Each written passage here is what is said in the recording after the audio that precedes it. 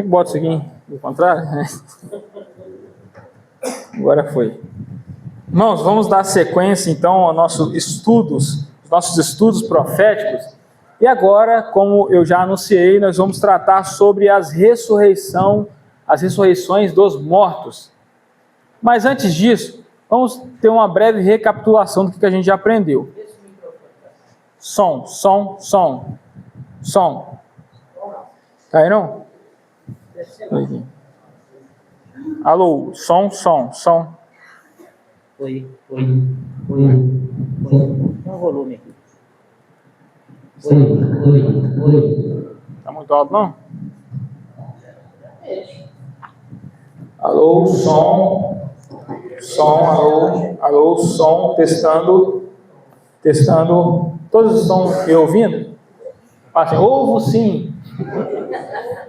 Irmãos, então a gente aprendeu aqui sobre as linhas de interpretação. Com respeito da hermenêutica, que é a arte de interpretar, é os óculos pela quais nós lemos e entendemos a Escritura, nós temos duas linhas, dispensacionalismo e aliancismo. Nós somos dispensacionalistas. Com respeito ao arrebatamento, nós temos três linhas principais. Existem mais, tem o pré-ira, mas eu apresentei para vocês apenas três, que é o pré, meso e pós-tribulacionismo. Com respeito ao entendimento do milênio, do reino de 1000 anos, nós temos o pré-milenista, nós somos pré-milenista, temos o amilenista e temos também o pós-milenista. 6 linhas de interpretação. E agora a gente vai falar um pouco sobre a ressurreição. Agora que vocês compreenderam que tudo que a gente for falar aqui está alinhado com essas linhas, agora a gente vai falar um pouquinho sobre a ressurreição dentro da linha aí pré-tribulacionista, dispensacionalista. Como é que a gente entende a ressurreição dos mortos? Tem também mais uma dinâmicazinha para a gente fazer, né, para a gente poder despertar um pouco. A gente às vezes está com sono, né, de tarde, é uma jornada extensa, né, e a gente vai ter também algumas dinâmicas. Irmãos, vamos abrir nossas Bíblias lá em 1 Coríntios, capítulo 15, verso 12 a 17. 1 Coríntios, capítulo 15, verso 12 a 17.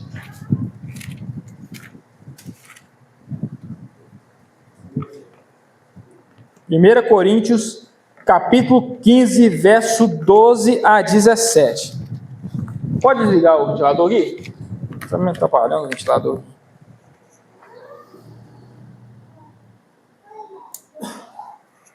Todos acharam? Vamos ler então. Irmãos, uma coisa interessante, se eu perguntar para vocês, alguém perguntar qual que é o capítulo que mais fala sobre ressurreição, é esse capítulo. Qual que é o capítulo da ressurreição? 1 Coríntios, capítulo 15. 1 Coríntios, capítulo 15. Muito bem. Capítulo da ressurreição, 1 Coríntios, capítulo 15. A partir do verso 12, não é isso que eu falei para vocês? Verso 12. Vamos lá.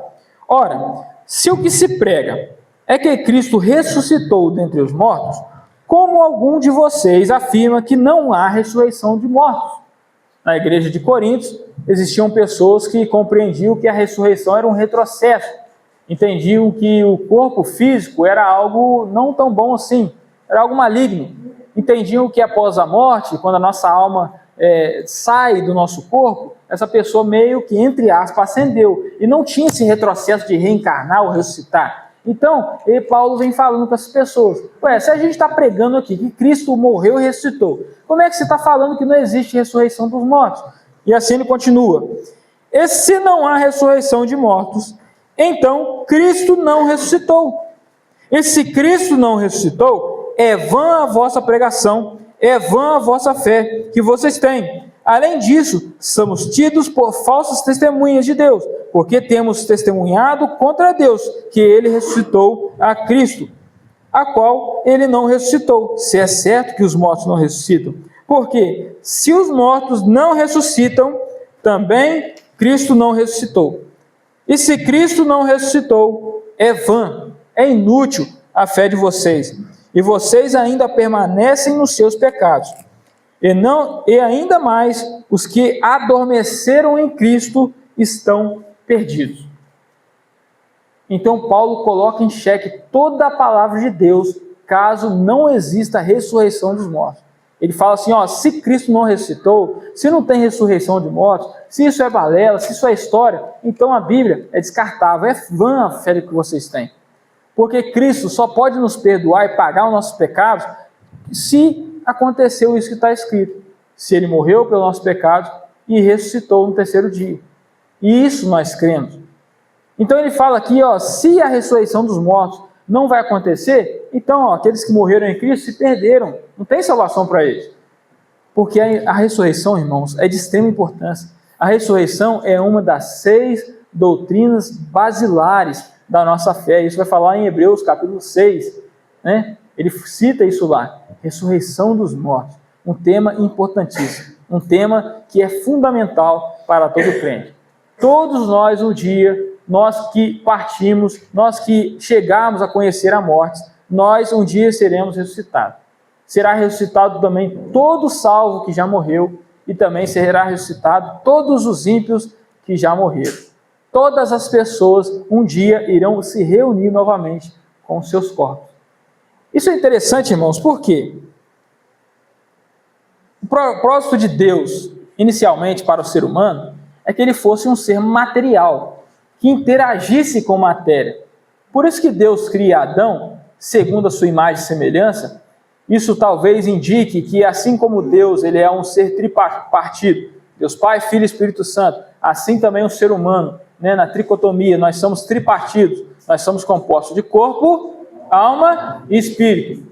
Então Deus criou o ser humano sem pecado, já com esse propósito dele ter um corpo tangível, a qual nós devemos passar toda a nossa eternidade com ele, seja na condenação ou seja na glória.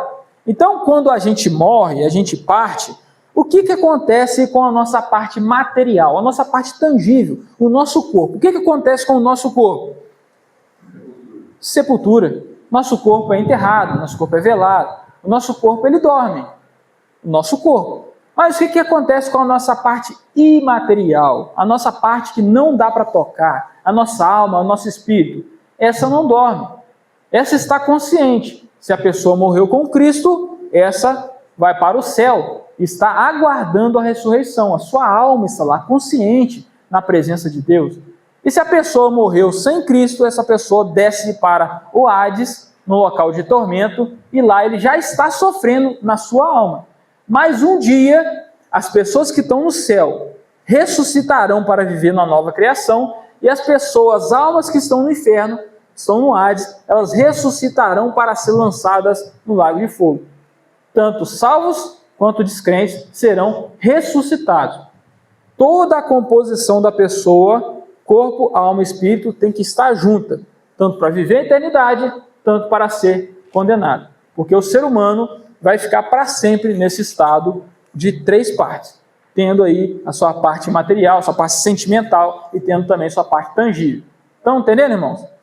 Ressurreição dos mortos, de extrema importância. Só que aí, irmãos, a gente entende que um dos pilares, vou perguntar melhor, quais são os 3 pilares do dispensacionalismo? Levanta a mão, quem responder primeiro vai ganhar um negócio.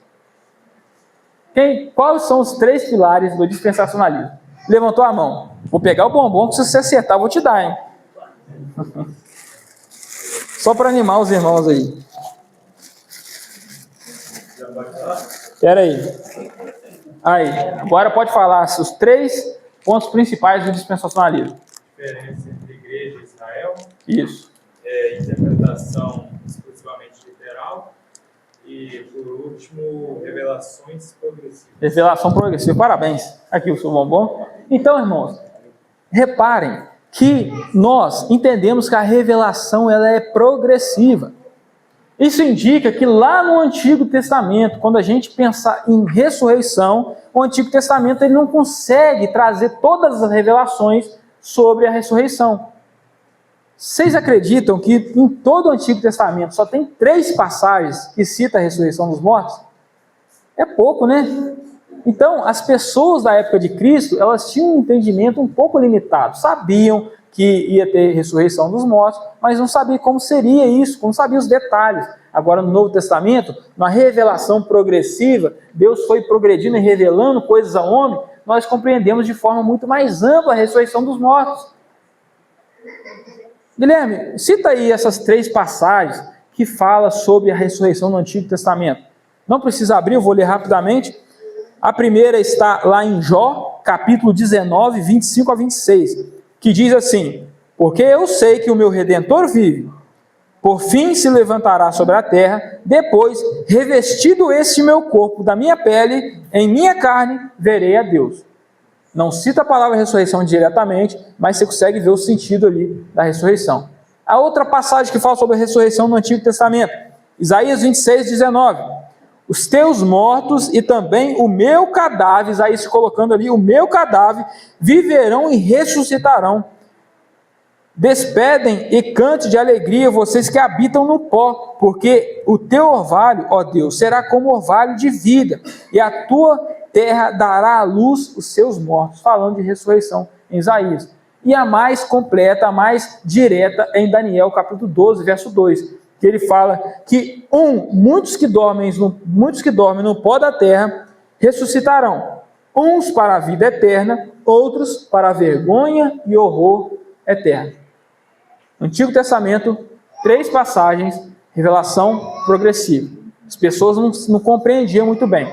Quando chega no Novo Testamento ali, a gente pode ver qual que era o entendimento popular das pessoas. Vocês lembram lá quando Lázaro morre? Jesus chega lá em João 11, não precisam abrir, né, para a gente poder acelerar aqui. Lá, Jesus fala assim, ó, disse-lhe Jesus: o teu irmão há de ressuscitar. Disse Maria: eu sei que há de ressuscitar na ressurreição do último dia. Ou seja, pessoas populares como Maria tinham a consciência que haveria uma ressurreição dos mortos. Só que eles não tinham o ponto no tocante ao tempo. Eles não sabiam que a ressurreição teria etapas distintas. Uns ressuscitariam antes dos outros. Isso foi uma revelação que foi dada por Jesus no Novo Testamento.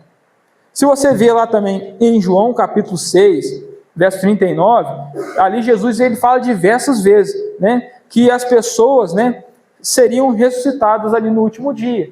Só que está vendo que ele não dá a questão do tempo. Parece que é todo mundo junto, parece que os mortos santos, os mortos ímpios, vão ressuscitar todo mundo junto no mesmo evento. E é assim, dessa forma mais simples, que entende o amilenismo, por exemplo. Entende dessa forma. A visão escatológica do amilenismo é mais tranquila. Acontece a grande tribulação, a igreja passa pela grande tribulação, Cristo volta em poder e grande glória, e ali já acontece o julgamento final, já ressuscita mortos para a vida, mortos para a vergonha, e acontece tudo ali e acaba a história. A nossa visão é um pouco diferente, ela é mais complexa, ela é mais estendida. Nós acreditamos que em qualquer momento Cristo pode vir nos arrebatar, ele pode vir hoje. Ele pode vir hoje, irmãos? Cristo pode vir hoje. Cristo pode vir amanhã, Cristo pode vir daqui a 100 anos, daqui a 1000 anos, a gente não sabe quando Cristo virá. Mas quando Cristo voltar, acontece 7 anos da grande tribulação, aí ele retorna em poder e grande glória, já com sua igreja, com corpos glorificados, a gente volta para reinar com ele. Depois disso nós entendemos que acontece o julgamento das nações, depois Cristo inaugura o reino milenar, depois do milênio, no final acontece a revolta do Gog e Magog, as pessoas do milênio, algumas se revoltam, e depois disso Cristo destrói a terra com fogo, para depois fazer a nova criação. Então vê que a nossa linha ela é mais extensa do que a linha pós-milenista, amilenista, por exemplo. Então, irmãos, nós vemos aqui que no Antigo Testamento e no início do Novo Testamento, a revelação quanto à ressurreição era um pouco limitada. Mas olha que interessante, quando vai avançando, nós vemos então que Jesus, em certo momento, lá em Marcos capítulo 9, verso 9 a 10, quando eles acabam de descer do Monte da Transfiguração, eu quero perguntar para vocês, quem aparece ali no Monte da Transfiguração para Jesus? Moisés e Elias. Quando Jesus acaba de descer, está ali com seus discípulos, então ele fala o seguinte para eles. Marcos capítulo 9, verso 9 a 10. Fala assim, ó. Ao descerem do monte, Jesus lhe ordenou que não divulgassem as coisas que tinham visto, até que o Filho do Homem ressuscitasse dentre os mortos. Observa essa expressão, dentre os mortos. essa revelação foi demais para eles. Que eles falam assim depois, eles guardaram a recomendação, perguntando uns aos outros, o que seria esse ressuscitar dentre os mortos? Eles sabiam que tinha uma ressurreição para os mortos? Sim, só que eles não sabiam que uns ressuscitariam antes dos outros, porque Jesus fala que ele ressuscitaria dentre os mortos. O que é isso, Guilherme? Vamos supor, tem aqui 20 pessoas mortas. Uma delas ressuscita dentre os mortos. Então, significa o quê? Que uma ressuscitou e o resto continua morto. Não é isso? Aí você pode falar assim, não, Guilherme, isso aí é lógico, né? Jesus ele ressuscitou e tem muitas pessoas que estão mortas e não ressuscitaram. Então, realmente, Jesus ressuscitou dentre os mortos. Só que os discípulos ficam, o que é isso? Dentre os mortos? Não sabia que tinha esse negócio, achei que todo mundo ia ressuscitar no mesmo dia. Só que aí você vê que Paulo, quando lá em Filipenses capítulo 3, verso 10 a 11, ele fala assim, o que eu quero é conhecer a Cristo e o poder da sua ressurreição, tomar parte nos seus sofrimentos e me tornar como ele na sua morte, para que de algum modo alcançar a ressurreição dentre os mortos. Opa, Paulo também esperava alcançar essa ressurreição dentre os mortos. Isso indica, irmãos, que os mortos não vão ressuscitar todos ao mesmo tempo. Indica que pelo menos Paulo ele quer participar de uma ressurreição para a glória. Essa ressurreição ela acontece antes da ressurreição dos restos dos mortos ímpios. E quando chega em Apocalipse, a gente vê que há um lapso de tempo de 1000 anos entre a ressurreição para a glória, a ressurreição para a vida, a ressurreição dos salvos, 1000 anos de distância da ressurreição dos ímpios. Apocalipse capítulo 20 vai trazer essa revelação. Você vê como a revelação foi progressiva. No Antigo Testamento, beleza, existe ressurreição. No Novo Testamento, olha, agora a gente já entende que a ressurreição tem momentos, tem etapas, tem eventos diferentes de ressurreição. Grupos de pessoas são ressuscitadas antes das outras. Não é tudo no mesmo dia, no mesmo horário, né? Então isso a gente vê pela revelação progressiva. Ressurreição dos mortos. Só que aí, irmãos, vem uma problemática. Olha, prestem muito bem atenção nessa problemática que eu vou apresentar e eu vou responder elas para vocês, tá? Não precisem ficar assustados. Vou tomar água, tá? Pode tomar? A boca já tá seca.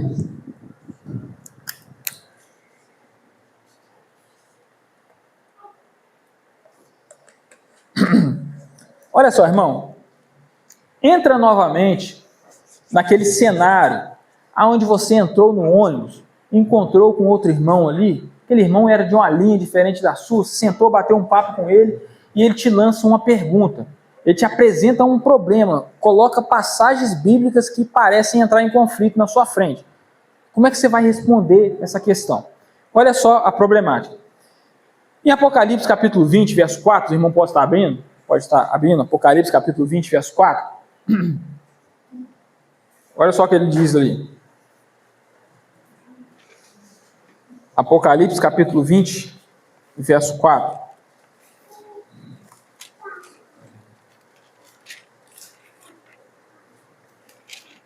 Olha só essa problemática que eu vou lançar aí para os irmãos, e a gente vai solucioná-la.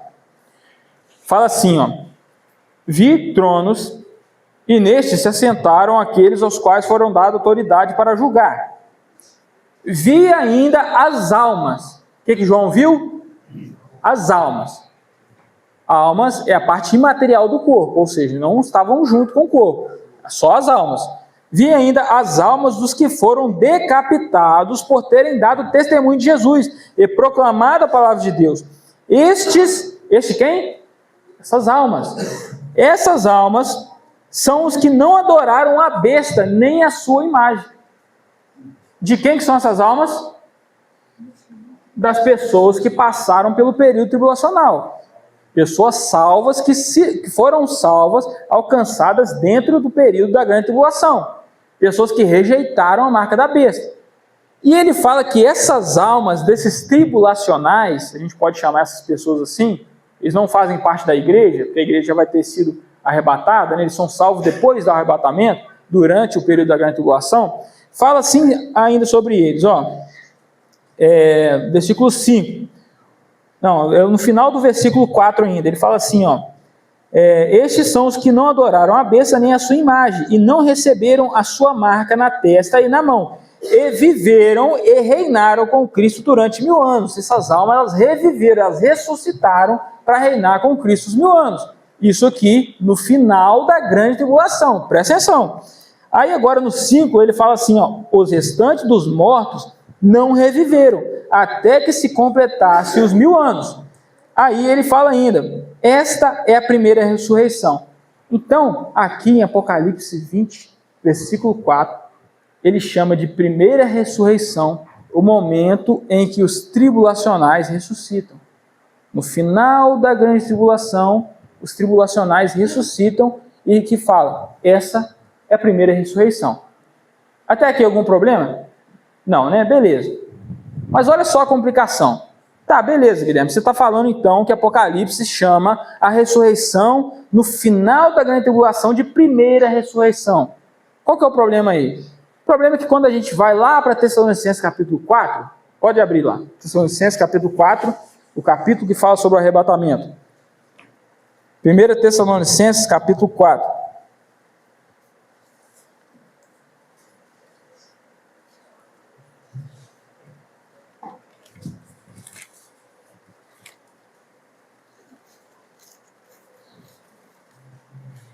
Primeira Tessalonicenses, no capítulo 4.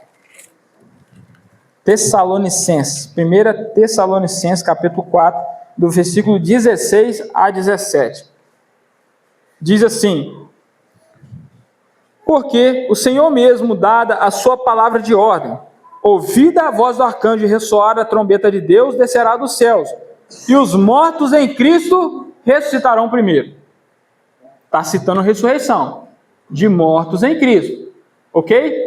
E aí ele fala que depois dessa ressurreição é que acontece o arrebatamento, que ele fala assim, ó, depois de quê? Depois da ressurreição dos mortos em Cristo, depois, no 17, nós os vivos, o que ficarmos, seremos arrebatados juntamente com eles, entre nuvens, para o encontro com o Senhor nos ares, e assim estaremos para sempre com o Senhor. Os irmãos já entenderam o que é problemático? Entenderam? Não, vou explicar de novo então. O arrebatamento, ele só acontece depois da ressurreição dos santos, correto? 1 Tessalonicenses deixa isso claro. Só que Apocalipse fala que as pessoas que passaram pela grande tribulação vão ressuscitar no final da grande tribulação, e essa é a primeira ressurreição. Aí você liga uma coisa na outra, beleza. Então, seu arrebatamento só acontece depois da ressurreição dos santos. Em Apocalipse diz que quando os santos do período tribulacional ressuscitaram, foi no final e chamou de primeira ressurreição. Se isso acontece, então o pós-tribulacionismo está certo, porque as pessoas só vão ressuscitar no final da grande tribulação. Então entre dentro desse ônibus de novo. O cara do seu lado, o pós-tribulacionista, se lançou essa problemática que realmente ela é complexa e realmente leva muitas pessoas para a posição pós-tribulacionista, porque dá a entender que a primeira ressurreição acontece apenas no final da grande tribulação. Então o arrebatamento também acontece só no final da grande tribulação. Estão entendendo, irmãos, a problemática? Conseguiram compreender aqui o quadro? Só um momento, irmãos, eu vou resolver, que eu sei que os irmãos têm resposta para isso, né? Só que eu vou resolver aqui o problema para não ficar no ar essa problemática. Mas compreenderam, irmão, que a problemática que eu levantei com respeito à ressurreição? Guilherme, tá bom, Guilherme. Então como é que eu vou responder isso? Como é que eu vou resolver isso agora? O que eu vou fazer? Parece que é muito óbvio essas coisas. Vocês lembram que eu falei que são 3C o motivo pela qual a gente estuda a escatologia? Uma delas é a confiança. Acabou aqui de novo? Som. Uma delas é a confiança pela qual a gente responde às pessoas. Se você conhece escatologia, você então vai dar uma resposta satisfatória para esse cara. Porque você conhece, estudou escatologia, você vai responder convicção. Guilherme, como é que a gente resolve então essa questão aí das ressurreições? Primeira ressurreição, como é que a gente resolve esse termo? Porque se você está falando que a primeira ressurreição acontece no final da grande tribulação, e está falando que acontece uma ressurreição antes da grande tribulação, então como é que fica isso? A primeira está aqui, como é que tem uma ressurreição aqui? Irmãos, a resposta a isso a gente vai encontrar lá em 1 Coríntios capítulo 15, o capítulo da ressurreição. Lá vai dar uma dica para a gente. No verso 22 a 23, 1 Coríntios capítulo 15, verso 22 a 23.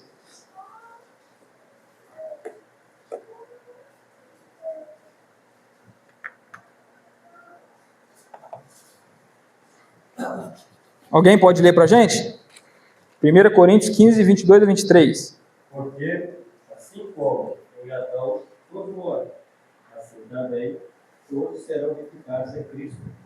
Cada um, porém, por sua própria ordem. Opa, peraí. Vamos lá. Todos serão vivificados. Todos morreram em Adão, e assim também todos serão vivificados em Cristo, ressuscitarão em Cristo. Cada um, porém, na sua ordem. Então tem uma ordem. Certo? Tem uma ordem. E depois ele vai falar mais. Pode continuar. Porém, por sua própria ordem, Cristo as primícias. Cristo é as primícias. Mais uma vez, Cristo é as Primícias. com respeito à ressurreição para a vida, a ressurreição em corpo glorificado, Cristo é as primícias. Continua a leitura. Depois, os que são de Cristo na sua vida. Então, irmãos, aqui a gente já pode ver alguma coisinha. Cristo, ele também participou da primeira ressurreição. Porque nós entendemos que o termo primeira ressurreição não está falando de um evento único que acontece. Aconteceu uma ressurreição, essa aí é a primeira. A próxima ressurreição que acontecer, essa é a segunda. Não, para nós, a primeira ressurreição diz a respeito a uma modalidade. Primeira ressurreição é a mesma coisa do que ressurreição para a vida. São termos intercambiáveis. Primeira ressurreição é uma categoria, é uma classe de ressurreição. Cristo, ele foi o primeiro, ele faz parte das primícias da ressurreição. Então nós temos etapa. A primeira ressurreição, ela é constituída de 4 etapas. É mesmo, Guilherme? Isso, vou mostrar para vocês. Aí também, ele fala, né, que Cristo, ele é as primícias. Esse termo primícias, irmãos, ele está remetendo ao quê? A colheita, não é isso? Lá em Levítico capítulo 23, verso 10, vai falar que os israelitas deveriam pegar, eles plantaram, deveriam pegar o primeiro feixe, e isso seria a oferta das primícias, os primeiros. Então Cristo, ele foi parte da primeira ressurreição, fez parte da primeira ressurreição. Ele foi o primeiro a participar da ressurreição para a vida. Depois da colheita, então, depois que a gente tem as primícias, a gente vai ter então a colheita em si. Depois que a pessoa então colhe tudo, vai ter mais uma etapa da colheita. Os irmãos sabem que etapa é essa? Colheita, 3 etapas. Primícias, a colheita em si, e ainda falta uma etapa, que a Bíblia descreve no Antigo Testamento. Quem que é bom aí de Antigo Testamento? O restolho, o rabisco. Vocês lembram da história de Ruth? Ruth, ela se aproveita dessa lei. Porque quando você colhia lá, vamos supor o café, né? Os irmãos têm medo de café aqui, certo? Vamos supor, a gente plantou aí uma safra de café. Zé Carlos, plantamos café. Agora, Zé Carlos, a gente tem que pegar as primeiras colheitas ali, montar um saco. Esse saco vai ser oferecido ao Senhor, vai ser as primícias. Depois, Zé Carlos, a gente vai juntar uma galera, vamos colher todo o café. Essa é a colheita em si. E Zé Carlos, a gente não pode tirar tudo do pé. A gente tem que deixar um cado lá. Porque esse resto ele vai servir para as viúvas, para os órfãos, para o necessitado. Esse é o rabisco. Então, irmãos, a ressurreição ela tem ordem, a ressurreição ela se assemelha a esse processo de colheita. Então, Cristo é o primeiro a participar da ressurreição para a vida. E agora a gente vai fazer aqui mais uma dinâmica. Quero aqui 5 pessoas bonitas para vir aqui na frente. Vamos lá, irmãos. Escolhe aí 5 pessoas para vir aqui na frente, mais uma vez. Vai ganhar bombom? Pode ser, não sabe? Vem, Zé Carlos, vem você então. Vou chamar então. Vou chamar quem eu conheço, né? Zé Carlos. Hermelindo, vem cá, Hermelindo, você. Vem cá, pode vir cá. Dibraim, vem cá, Dibraim, você. Eu quero só homem idoso, não, né? Aí, ó, chegou mais um aqui. Aí, 5, né? 1, 2, 3, 4, 5. Beleza. Ó, vou dar uns papéis para vocês aqui. Vocês não podem mostrar agora, tá bom? Deixa assim, porque se ficar assim, eles vê por trás, entendeu? Tem que deixar assim. Isso aí. Bota para trás, melhor. Bota para trás, Dibraim. Senão o pessoal vê, entendeu? Aí acaba a nossa brincadeira. Ó, esse aqui é você. Esse aqui você já pode mostrar. Irmãos, ressurreição para a vida. Quem foi o primeiro a participar da ressurreição para a vida? Jesus. A segunda etapa dessa ressurreição vai estar com o Zé Carlos. Bota para trás, Zé Carlos. Vou perguntar isso ali. Terceira etapa com você, bota para trás. Hermelindo. Mãos finas, coloca para trás também. Né? Irmãos, então vamos lá. A primeira ressurreição, a ressurreição para a vida, a ressurreição daqueles que morreram em Cristo, a ressurreição em corpos glorificados, acontece em 4 etapas. E a última etapa é a etapa para a ressurreição dos ímpios. Quem é o primeiro que participa da ressurreição para a vida? Jesus. Agora a colheita. Jesus as primícias, a colheita. Quem participa da ressurreição, da segunda etapa da primeira ressurreição? Os mortos em Cristo, a igreja. Pode colocar para eles. Isso, eu vou pular a terceira aqui e vou vir aqui, ó. A última etapa, o restolho, o rabisco da colheita. Quem que são os últimos a participarem da ressurreição para a vida? Os irmãos da grande tribulação, né? Então a igreja ressuscita no arrebatamento, acontece 7 anos da grande tribulação, pessoas se convertem e essas pessoas vão ser mortas e degoladas pelo nome de Cristo. Então no final da grande tribulação essas pessoas ressuscitam. Mostra lá, os tribulacionais. Então essa é a 4ª etapa. Agora eu quero ver quem consegue responder essa. Vai ter bombom, hein? Vou até pegar essa aqui. Vou pegar o melhor que tinha ali. Serenata de amor. Ainda, separado desses 3 eventos, tem mais um evento que pessoas vão ressuscitar com corpos glorificados, pessoas salvas. Que etapa é essa? Quem que ressuscita ali na terceira etapa? Quem sabe? Quem sabe pode responder? Pode. Duas testemunhas, minha mãe. Minha mãe já participou de 10 estudos desse aí, tá fácil, né? Participei de um só. Pode apresentar aí. Então, irmãos, vocês concordam comigo? Se a primeira ressurreição diz respeito a um único evento, como é que Cristo participou das primeiras ressurreições? Se ele já ressuscitou? Se a primeira ressurreição diz respeito a um único evento, como é que vai acontecer a ressurreição das 2 testemunhas? Porque as 2 testemunhas não ressuscitam nem com o pessoal da igreja e nem no final da grande tribulação. Eles ressuscitam quando?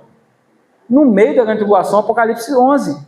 Né? Vocês lembram que lá durante o Apocalipse, eu acho que, não sei se você vai abordar as 2 testemunhas, vai falar, né? Então as 2 testemunhas ressuscitam ali. E ainda, irmãos, essas são as 4 etapas da primeira ressurreição.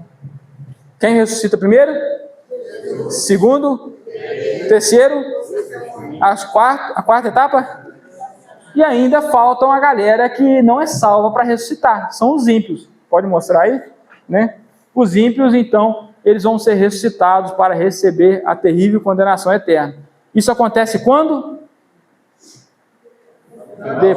Isso, final do milênio. Muito bem. Então, irmãos, essas são as 4 etapas da primeira ressurreição. Os irmãos, tem alguma dúvida? Eu queria abrir esse momento rapidinho para a gente responder alguma dúvida. Alguém tem alguma dúvida? Pode falar. Só repete para mim quem são as 2 testemunhas? Então, as 2 testemunhas aparecem no contexto de Apocalipse 11, dentro do período tribulacional, e dá a entender que elas profetizam durante 1260 dias, 3 anos e meio. Então, elas começam no início da grande tribulação e vão até o meio da grande tribulação, profetizando em Jerusalém. Apocalipse capítulo 11. Essas 2 testemunhas, elas vão matar quem quiser ferir elas. Essas 2 testemunhas vão profetizar com um pano de saco. Essas 2 testemunhas, no final do seu ministério, Deus permite que essas 2 testemunhas sejam mortas. A besta vai matar essas 2 testemunhas, elas vão ficar ali expostas, o pessoal vai ficar zombando delas, só que depois de 3 dias e meio, essas 2 testemunhas serão ressuscitadas, vão ser chamadas para o céu. E as pessoas que vão ver isso acontecendo no período da grande tribulação vão ficar maravilhadas. A identidade delas, a gente não sabe, mas depois o irmão Orival deve falar alguma coisa sobre isso, né? Os tribulacionais, é isso aqui, esses brancos que falam em Apocalipse?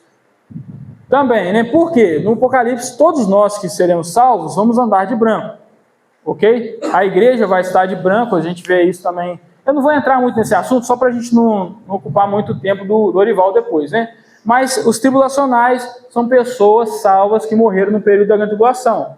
Hoje a gente aceita Cristo, vive tranquilamente aqui no Brasil, frequenta a igreja, canta, a gente está a tarde toda aqui. Só que dentro da grande tribulação, aquelas pessoas que foram salvas, que aceitaram o evangelho do reino, muitas vão ter que pagar com o seu próprio sangue, porque a perseguição vai ser muito grande, até mesmo no Brasil. Entendeu? Então, aquelas pessoas que morreram durante a grande tribulação ressuscitam, então, lá no final da grande tribulação. sendo os judeus que aceitaram Jesus, não há oportunidade para eles, encaixa onde? Se ele aceita Cristo hoje e morre em Cristo, esse judeu ressuscita junto com a igreja, porque ele faz parte da igreja. Quando a gente fala que Israel e a igreja são diferentes, não quer dizer que o israelita ele não pode fazer parte da igreja.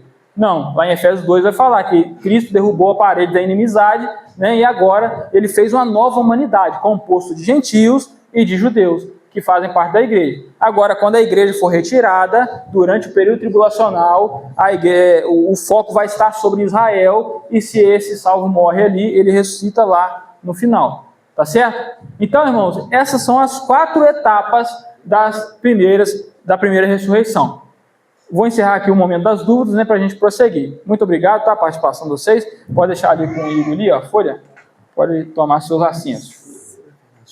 Salve do Velho Testamento? Não, vou gostar não.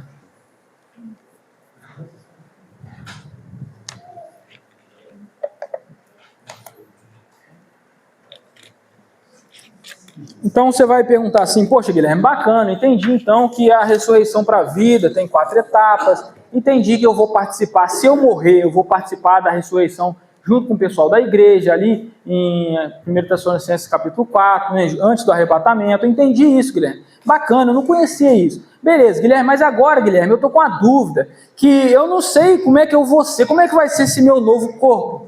Com que corpo eu vou ressuscitar? Será que eu vou receber, Guilherme, um novo corpo? Porque eu estou aqui todo velho, careca, perna ruim, costa ruim, doendo, vou ressuscitar com o mesmo corpo? Guilherme, eu fui a vida toda feio na terra, vou ressuscitar feio de novo? Né? Então vem várias dúvidas na nossa mente, irmão. E a Bíblia, ela esclarece alguns pontos desses, né? A gente pode ver que o nosso corpo será semelhante ao corpo de quem? Ao corpo de Cristo. Quando Cristo ressuscitou, tudo que ele fez após a sua ressurreição, nós podemos ver que a gente vai meio que fazer aquilo também. Onde diz isso, Guilherme? Lá está em 1 João, capítulo 3, né? Verso 2. Não precisa abrir, irmãos, para a gente poder adiantar. Diz assim, amados, agora somos filhos de Deus, e ainda não é manifesto o que havemos de ser. Na totalidade, a gente não sabe o que a gente vai ser ainda na ressurreição. Mas sabemos que quando ele se manifestar, quando quem se manifestar? Cristo. Quando Cristo se manifestar, seremos semelhantes a ele. Nós vamos ter um corpo semelhante ao corpo de Cristo. Tá, Guilherme, então o que a Bíblia descreve que Cristo fez após a sua ressurreição? Olha só que interessante, irmãos. Cristo, será que ele ressuscitou em um corpo espiritual, imaterial? Não. Ele ressuscitou com um corpo que ainda dava para ser tocado. Realmente um corpo físico.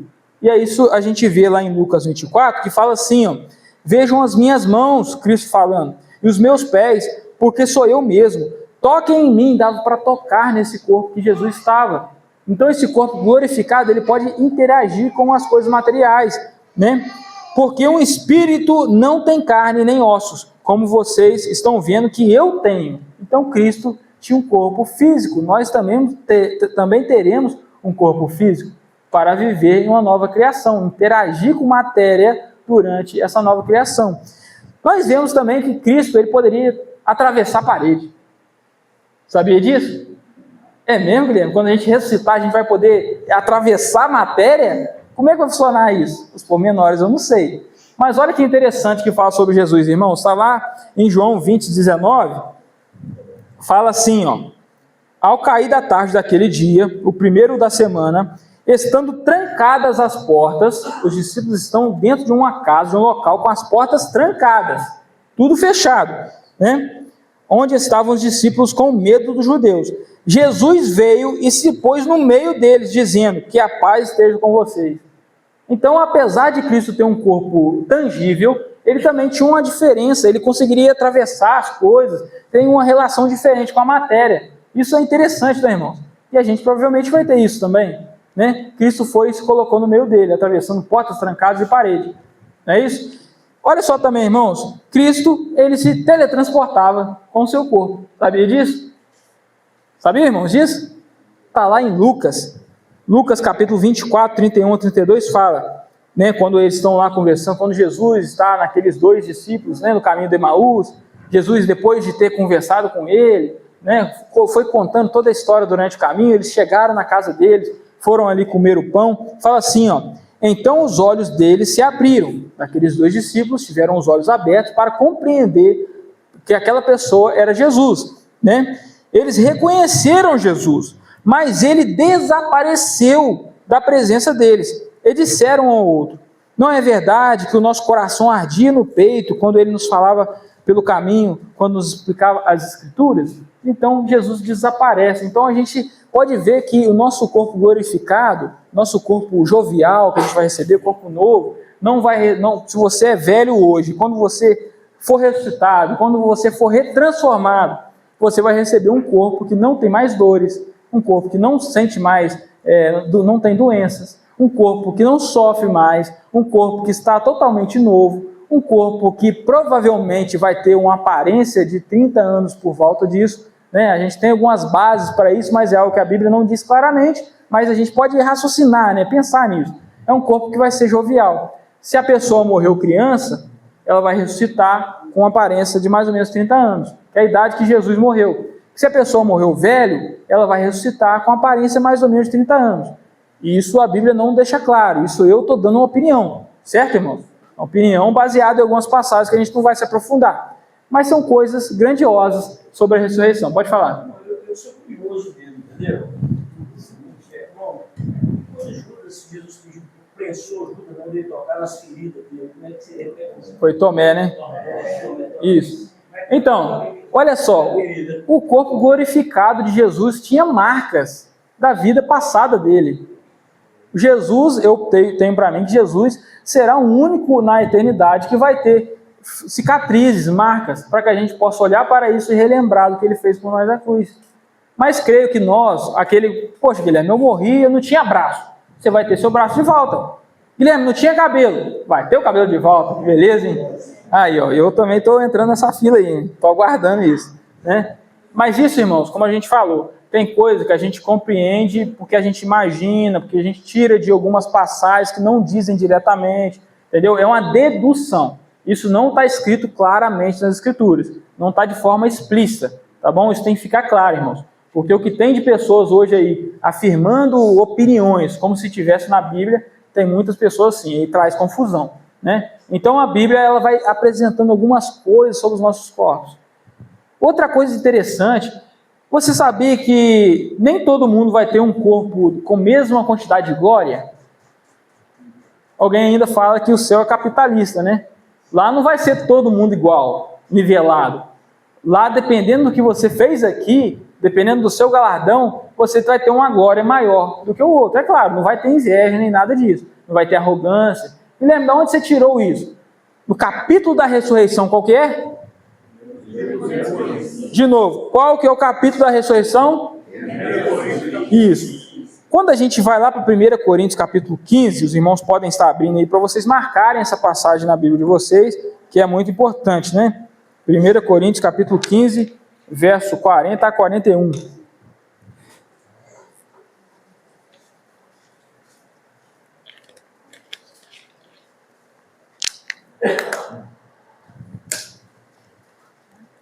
Olha o que diz aqui, irmãos. Também há corpos celestiais e corpos terrestres. E sem dúvida, um é a glória dos celestiais e outra dos terrestres. Uma é a glória do sol, outra, porém, a da lua, outra glória da lua. E ele continua falando, e outro das estrelas, porque até entre estrela e estrela há diferença de glória. Ele compara o nosso corpo glorificado com corpos celestiais. Você tem estrelas mais fortes que brilham mais que outras, correto? Você tem o sol, ele compara com o brilho do sol, com o brilho da lua. Então ele dá-nos a entender que vai ter pessoas que vão ter corpos de certa forma melhores do que outros. Ah, Guilherme, então como é que eu vou saber se eu vou ter um corpo melhor do que o outro? Isso depende do que você faz hoje, é relacionado ao seu galardão. A gente vai falar sobre isso no Tribunal de Cristo, né? Então, irmãos, a gente vai ver que não vai ser todo mundo igual, de certa forma. O que vai ser igual? Todos que aceitaram a Cristo alcançarão a salvação. Isso é igual. Agora, galardão e corpos melhores, mais aprimorados talvez, não sei, a Bíblia não deixa claro, isso depende do que você faz hoje. Isso depende das suas obras, das suas ações hoje. Entendeu? Isso a gente vai tratar melhor quando a gente for falar sobre o tribunal de Cristo. Entenderam, irmãos? Guilherme, tem alguma outra passagem que dá a entender isso? Tem. Hebreus, no capítulo 11, quando vai falar sobre os heróis da fé, os irmãos podem estar abrindo também, se vocês quiserem marcar. Alguém vai ler para mim aí, Hebreus capítulo 11, verso 35. Quem achar pode ler. Mulheres receberam pela ressurreição os seus mortos. Uns foram torturados, não aceitando o seu livramento, para alcançar a superior ressurreição. Olha que interessante.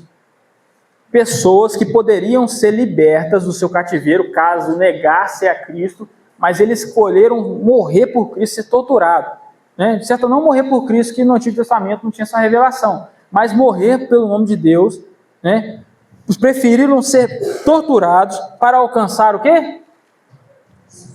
Superior ressurreição. Então existe uma ressurreição superior uma das outras, né? Se essa é a compreensão correta que nós chegamos dessa passagem. Isso não é interessante, irmãos? Às vezes a gente nem para pensar nesses detalhes, né? Então, irmão, se você quer ter um corpo, não sei como, às vezes superior, de certa forma, a Bíblia não deixa claro, faça o máximo que você puder na obra de Cristo. Meu amigo, se você está aí com R$1.000, joga para mim. Aí não. Se você está aí com dinheiro, oferta, galardão no céu. Para que vai servir? Quais os critérios? Como vai ser? Vamos falar no tribunal de Cristo. Se você tem saúde, gaste para o reino de Deus. Se você foi colocado contra a parede para negar o nome de Cristo, aceite Ele, confesse Ele até a morte. Você vai ter a coroa da vida, tem coisas prometidas para você, irmão. Então gaste o seu tempo, empenhe-se, use o seu intelecto, a sua saúde, as suas finanças para adorar o nosso Deus com o coração reto, buscando em ajuntar tesouros no céu, porque o Senhor vai nos recompensar, a gente vai ganhar coisas que a gente só consegue se a gente se dedicar aqui na terra. Compreenderam, irmãos? E para finalizar, com chave de ouro, a gente vai ler 1 Coríntios capítulo 15, verso 19, para finalizar.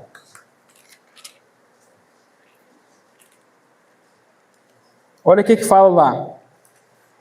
Se a nossa esperança em Cristo se limita apenas nessa vida, se você é salvo em Cristo, confessou Ele como Salvador, mas você não pensa no futuro, ou o que vai acontecer após a morte, se você pensa que Cristo te salvou para te fazer sua vida melhor só nessa vida, se você espera coisas de Cristo só nessa vida, você é um dos mais infelizes desse mundo. É o que fala aqui. Se a nossa esperança em Cristo se limita apenas nessa vida, são as pessoas mais infelizes deste mundo. Extraordinário, né, irmão? Então vamos pensar nas coisas do alto. Vamos esperar, aguardar coisas que está por vir. Vamos gastar e dedicar o nosso tempo na obra de Cristo. Amém, irmãos? Amém. Agora, para a gente ganhar uns bombonzinhos, só fazer umas perguntas agora. Tem irmão que está querendo adoçar a boca. Vamos lá. Oi, você entrega para mim os bombons? Quem que foi o primeiro a participar da ressurreição para a vida? Não, vamos fazer melhor, senão vou ter que dar muito bombom, né? Você vai levantar a mão. E aquele que ouviu que levantou a mão primeiro, esse vai responder. Pode ser sim, irmãos? Então, vou mudar a pergunta agora. Quantas etapas tem a ressurreição para a vida?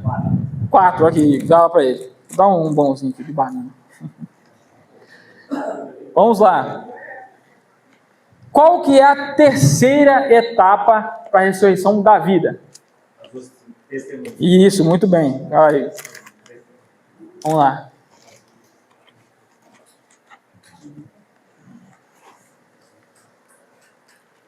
O nosso corpo será semelhante ao de quem? Não, levantar a mão, irmão. Tem que levantar a mão. Em qual capítulo é descrito que há diferença de glória e glória? Irmão ali, pode falar. Isso, muito bem. Aqui, ó. Vamos aqui. Irmãos, eu vou parar por aqui, senão vai acabar meu recurso de dinâmica. Eu vou parar por aqui, né? Mas, irmãos, mais uma vez, muito obrigado pela atenção de todos. E agora, passo a palavra aí para o nosso irmão Orival. E lembrando, quem tiver perguntas, entregue no final para a gente poder responder na próxima, tá bom? Quem tiver pergunta, anota aí.